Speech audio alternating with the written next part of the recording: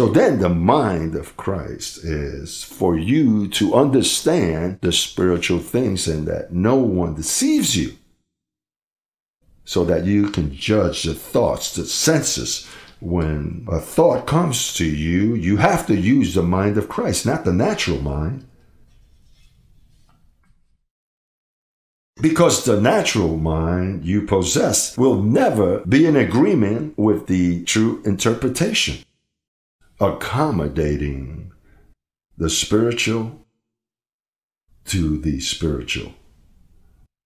You have to accommodate things correctly so things will go well for you, so you can prosper, so you can walk in health. If you exercise your thought, listen, the mind has some sleeping potentials that in the transformation will burst. All of them knots are going to be loosened. You know what is a knot in the shoelace of a man's shoe?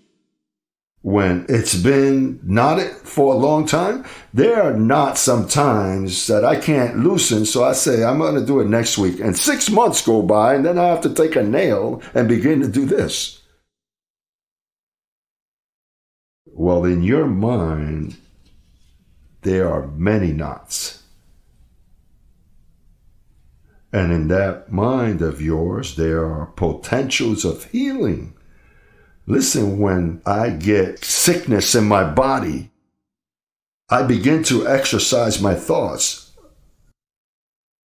I don't say, Lord, heal me. Be careful with speaking. You're going to that way because you're going to go through some challenges. That's why people, they don't know how to pray. And when they read for their communities for poverty, they think God is hearing them. There are many laws that have been violated. That's why the world is the way it is. If they wouldn't have silenced Paul, those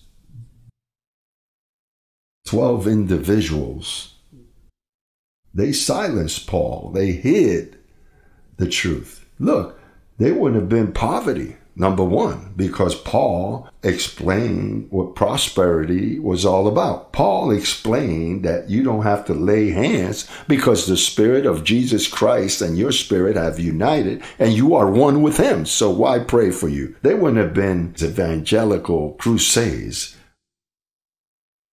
Well, apostles, those crusades aren't any good. If I had been a secular governor, I would have prohibited all of those crusades, because what that does is misrepresents the gospel of Jesus Christ. Because in those crusades, they lay their hands on you, and Paul says you should not lay hands because you have the ability of confessing the life of Jesus in you. Or they tell you, how many want to receive Christ? And Paul says, no one will say, do you know the Lord?